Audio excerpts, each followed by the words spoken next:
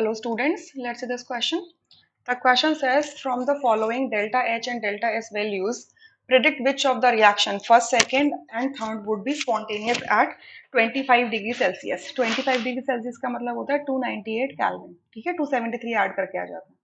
तो यहाँ पे तीन रिएक्शंस दे रखे हैं या तीन डाटा दे रखा है डेल्टा एच और डेल्टा एस के लिए. अब यहाँ पे स्पॉन्टेनिटी की बात की है. तो स्पॉन्टेनिटी का मतलब क्या होता है, डेल्टा जी की value should be less than equals to less than zero.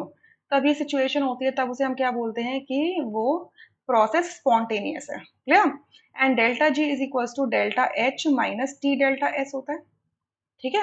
अब डेल्टा एच की वैल्यू फर्स्ट डाटा में दी है 10.5, माइनस टी की वैल्यू है 298 और एस की वैल्यू पॉजिटिव दी है. तो आप क्या देख रहे हो, जो टी डेल्टा एस की वैल्यू है वो काफी बड़ी वैल्यू है.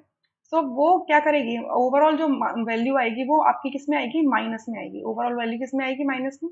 तो that would be less than zero. तो यानी कि क्या होगा, फर्स्ट स्टेप के फर्स्ट जो डाटा दिया है अकॉर्डिंग टू दैट ये क्या होगा, स्पॉन्टेनियस होगा. ठीक है, ये स्पॉन्टेनियस होगा. सिमिलरली अगर आप सेकंड डाटा चेक करोगे, कैलकुलेट करने की जरूरत नहीं है आपको. ठीक है, कैलकुलेट करके वैल्यू फाइंड आउट करने की जरूरत नहीं है. ये तो साफ साफ दिख रहा है कि 298 का मल्टीप्लाई अगर 30 से करोगे तो अब big negative value would come, क्योंकि यहाँ बाहर नेगेटिव का साइन लगा है. So that negative and positive 10.5 will give you a negative answer.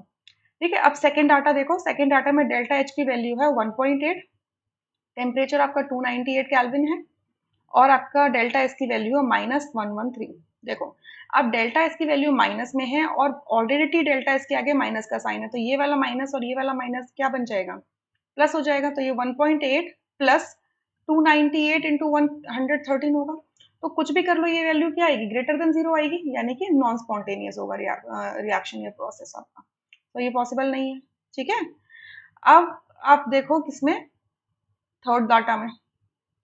Third data check करो. थर्ड डाटा में डेल्टा एच की वैल्यू है -126 और टी की वैल्यू है 298 और एच की डेल्टा एस की वैल्यू है 84.